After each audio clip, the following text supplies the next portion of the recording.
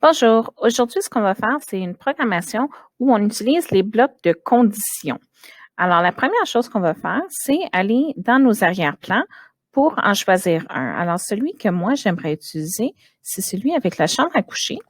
Et ce que je vais faire, je vais donner comme mission à notre sprite de poser la question, est-ce qu'on veut aller dormir ou écouter de la musique?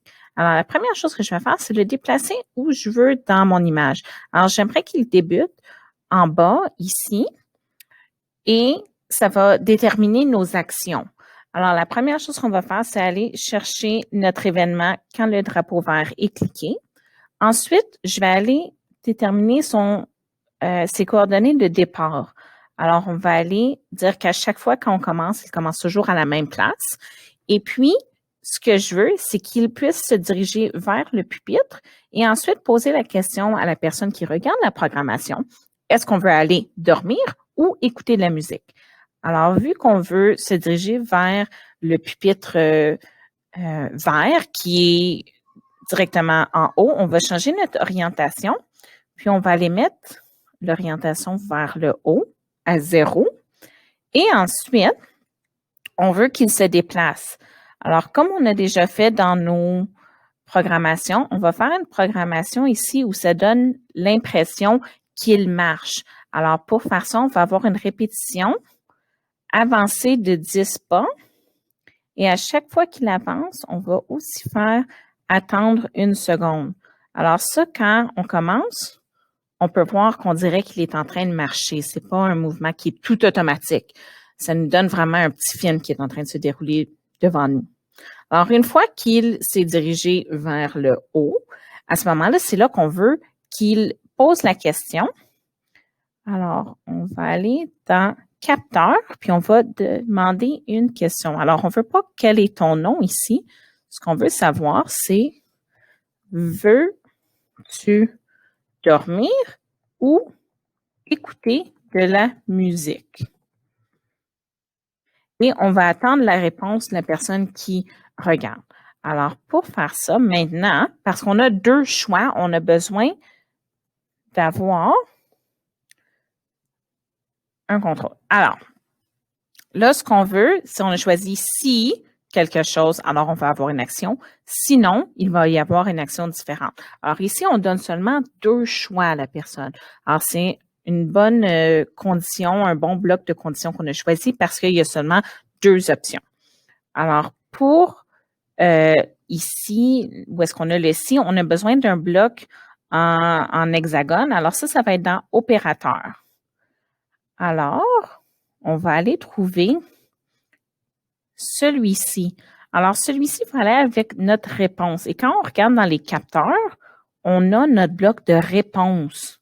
Alors, si la réponse que la personne nous a donnée, la réponse à la question, contient. Alors, ce qu'on veut demander, c'est seulement un des mots-clés. Alors, on peut écrire soit dormir ou musique, par exemple. Alors, si la programmation est dormir, ou en fait, tiens, on va choisir musique plutôt. Alors, si c'est musique, et puis on va aller mettre ce bloc dans l'hexagone ici. Alors, si la réponse contient le mot musique, qu'est-ce qu'on veut faire? On veut que le sprite s'oriente vers la gauche pour pouvoir avancer vers les haut-parleurs. Alors, si c'est ce qui arrive, on va changer l'orientation. Et puis, l'orientation, on veut que ça soit vers la gauche. On va aller déplacer ça. Puis ensuite, on va avancer de 100 pas. Alors, mais si la réponse que la personne donne ne contient pas le mot musique, donc si la personne a écrit dormir, on veut qu'il s'oriente dans une autre direction. Alors, à ce point-ci, on veut vraiment qu'il aille vers la droite et on va encore une fois avancer de 100 pas. Alors, on peut essayer notre code ici. Alors, si on commence, il avance vers le haut. Après avoir complété 10 fois 10 pas, il demande « Veux-tu dormir ou écouter de la musique? » Alors, si j'écris « dormir », et en fait, c'est même pas obligé d'être écrit seulement dormir. Je pourrais écrire je désire dormir. Mais parce qu'on a notre mot-clé, il sait d'aller vers le lit. Alors, si on recommençait et qu'on écrivait une réponse différente,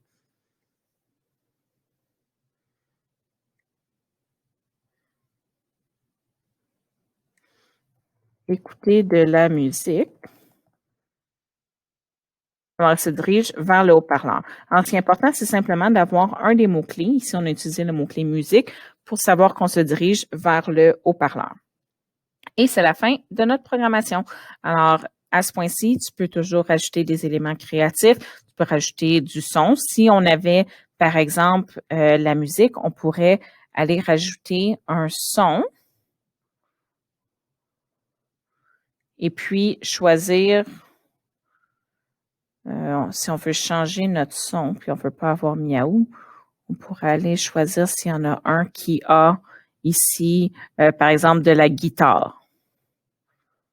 Alors, tu peux aller dans ton code, puis aller mettre le son de guitare. Et puis, si on avait dormir, alors on pourrait aller choisir le son, voir s'il y en a un qui est par exemple un son de quelqu'un qui ronfle.